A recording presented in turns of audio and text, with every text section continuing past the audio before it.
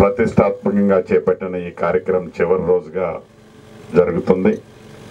దాంట్లో భాగంగా పాల్వంచ ప్రాంతంలో ఫారెస్ట్ డిపార్ట్మెంట్ వారి ద్వారా ఏర్పాటు చేసిన ఈ కార్యక్రమం చాలా బ్రహ్మాండంగా ఏర్పాటు చేశారు. మనస్ఫూర్తిగా వారికి అభినందనలు, కృతజ్ఞతలు తెలియజేస్తున్నారు. అదేవిధంగా ఇందాక పెద్దలు సాంబశివరావు గారు చెప్పినట్లు మీ సిసిఎఫ్ గారు కూడా ఇంతకు ముందు మాట్లాడినప్పుడు నా చిన్నతనంలో కొన్ని స్మృతులు గుర్తున్నాయి. నాది కల్లూరు మండలం, నారాయణపురం గ్రామం. మా పక్కనే కనకగిరి గుట్టలు ఉంటాయి. పక్కనే అంటే సుమారు ఒక 14-15 కిలోమీటర్ల దూరంలో. నేను 3rd క్లాసు 4th క్లాసు చదువుకునేటప్పుడు వేసవికాలం వచ్చిందంటే ఎడ్ల బండ్లు అడవిలోకి వెళ్ళి ఎండిన పుల్లల కోసం పోయేవాళ్ళు. ఈ ఎండిన పుల్లల కోసం పోయేటప్పుడు అప్పుడు చౌకీదారు, సారేదారు, రేంజరు ఇట్లా ఇప్పుడు కూడా అదే పేర్లు పెట్టారు. మరి దానికి ఏమైనా మార్చారో నాకు తెలియదు. ప్రభుత్వం 100కి 100% మీకు ప్రొటెక్షన్ చేసే దాంట్లో, మిమ్మల్ని కాపాడుకునే దాంట్లో చిత్తశుద్ధితో ఉంది. మనస్ఫూర్తిగా నెగిటివ్ వేలో థింక్ చేయకండి. మనందరం చిన్న కుటుంబాల నుంచి వచ్చిన వాళ్ళం. ఫారెస్ట్ని ప్రొటెక్ట్ చేయాల్సిన బాధ్యత మన మీద ఉంది. సైమల్టేనియస్లీ పబ్లిక్ కూడా ఇబ్బంది కలగకుండా మనం ప్రొటెక్ట్ చేసుకోవాలి. కొత్తగా పోడు కొట్టమని మేము ఎవరిని ఎంకరేజ్ చేయం. చివరికి మా ఉద్యమకారులు కామ్రేడ్స్ కూడా కొత్తగా పోడు కొట్టమని ఎంకరేజ్ చేయరు. That much I will tell you. కానీ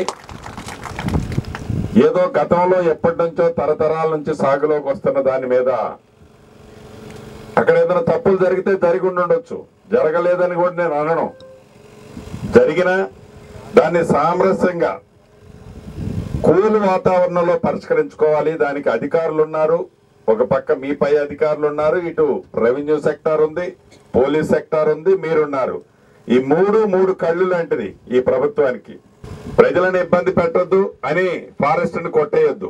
ప్రజలకు కూడా నేను ఈ వేదిక ద్వారా యావత్ రాష్ట్ర ప్రజలకు కూడా విన్నవిస్తున్నా. ఎందుకంటే 100ల కోట్లు ఈనాడు పచ్చదనం కోసం మనం ఖర్చు పెడుతున్నాం. మన చెయ్యో మన కాలో మనం నరుక్కున్నట్టే.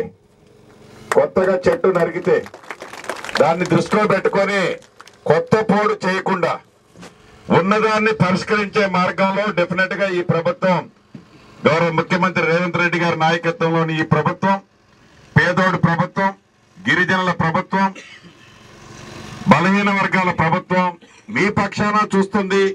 అదే రకంగా గ్రీనరీని కూడా ఎక్కడ తగ్గకుండా పెంచాలన్నది ఈ ప్రభుత్వం ఆలోచిస్తుంది. ఇందాక కలెక్టర్ గారు కొన్ని సూచనలు చేశారు. ఇప్పుడే సిసిఎఫ్ గారు కూడా నాకు చెప్పేది ఏంటంటే, పోడు భూములు ఏవైతే ఉన్నాయో గతంలోవి అక్కడ అవసరమైతే ఐటీసీతో ఫారెస్ట్ డిపార్ట్మెంట్ కోఆపరేషన్ తో ఇద్దరు కలిసి యూకలిప్టస్ ప్లాంట్స్ ఇస్తున్నారు. పర్చేజ్ కూడా అగ్రిమెంట్ వాళ్ళు ముందే చేస్తారు. ఆ స్కీమ్ రాబోయే 2 నెలల్లో వస్తుందంటున్నారు. డెఫినెట్ గా అటువంటి స్కీములు, నేను ఒక ఉదాహరణ చెప్తాను. మొన్న పార్లమెంట్ ఎన్నికలు అయిపోయిన తర్వాత ఒక 10 రోజులు నేను సౌత్ ఆఫ్రికా వెళ్ళాను. నాకు చిన్నప్పటి నుంచి ఒక కోరిక ఉండే, యానిమల్స్ ఉన్న ప్రాంతంలో, విపరీతంగా యానిమల్స్ ఉన్న దగ్గర వాటి మూవ్మెంట్ ఎట్లుంటుందో ప్రత్యక్షంగా కళ్ళతో చూడాలన్నది నా కోరిక. పార్లమెంట్ ఎన్నికలు అయిపోయిన తర్వాత కుటుంబంతో ఒక 10 రోజులు పోయాను. మన అడవి కంటే ఇంకా చిట్టడవి.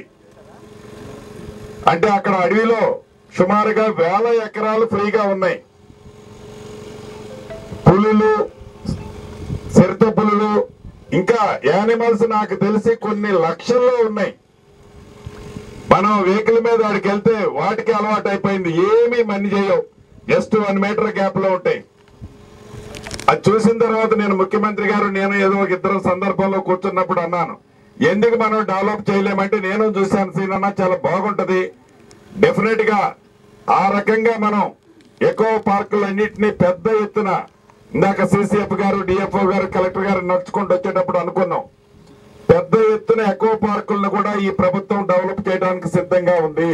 చంద్రగొండ ఏరియాలో శ్రీనివాసరావు గారు ఆ రోజు చంపబడ్డారు. ప్రభుత్వ పక్షాన గత ప్రభుత్వం 500 గజాల ఖమ్మంలో ఇచ్చినట్టు ఇచ్చి మళ్ళీ వెనక్కి తీసుకున్నది అనేది మీలో కొంతమంది నోటీసులో ఉంది. తీసుకున్న మాట అప్పటి ప్రభుత్వం నిజం.